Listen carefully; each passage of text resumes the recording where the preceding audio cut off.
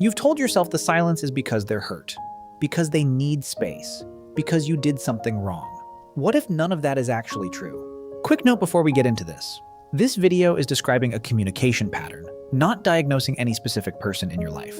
If this sounds like your relationship, a licensed therapist can help you look at it up close. Researchers who study relationship conflict have a name for what's actually happening in most silent treatments. They call it stonewalling.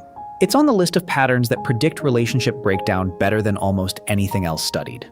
Here's the myth. You think silence means, I'm too upset to talk right now. Here's what's often actually being communicated, whether they'd admit it or not. I control when this conversation happens, not you. That's not an accident of emotion. That's a transfer of power dressed up as hurt feelings. You start doing math you never agreed to do. What did I say? What did I do? How do I fix a problem I wasn't told about? Congratulations. You've just done their job for them. The silence isn't even the point. Your scrambling is the point. Here's how you tell the difference between someone who genuinely needs space and someone using silence as leverage. Genuine space need usually comes with a timeline. I need an hour. Let's talk after dinner. Leverage silence comes with no timeline at all, because an end date would give you back some control. Genuine space need doesn't punish you for existing near it. You can still ask, are you okay, without triggering another hour of nothing. Leverage silence treats a simple, hey, are we okay, like a crime. Here's the part that actually explains why it works so well on you specifically.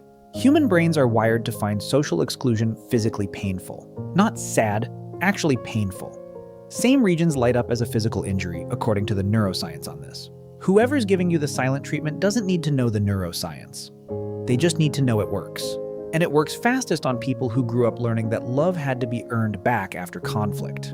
If that's you, the silence isn't just uncomfortable, it's a very specific, very old kind of scared. So here's the actual power move. Not louder, not chasing, not a 7-paragraph text explaining your side. Nobody has ever won a silent treatment by out-typing it. The move is naming what's happening, once, calmly, and then living your life anyway. Something like, I notice we go quiet when things get hard. I'm here when you're ready to actually talk. Then, and this is the part that breaks the pattern, you stop performing distress for an audience that isn't watching. You water a plant. You answer an email. You exist at normal volume without the silence controlling your whole nervous system. This is not the same as icing them back. That's just two people doing the same unhealthy thing at each other. The goal isn't to win the silence war. The goal is to stop being a participant in it at all. Some people will meet you halfway once they realize the leverage stopped working. Some people won't. And that's actually useful information about whether the relationship runs on control or on care. You are not required to stay in a dynamic where communication is a reward you have to earn back. You get to ask for what you need, out loud, without performing a punishment for wanting it. If you've been the one going quiet, this isn't an attack on you either. Sometimes it's learned, not chosen. It's worth noticing where you picked it up. Awareness is the whole first step. You don't have to fix it in one video. So next time the room goes quiet on you, notice if there's a timeline. Notice if a simple check-in gets punished.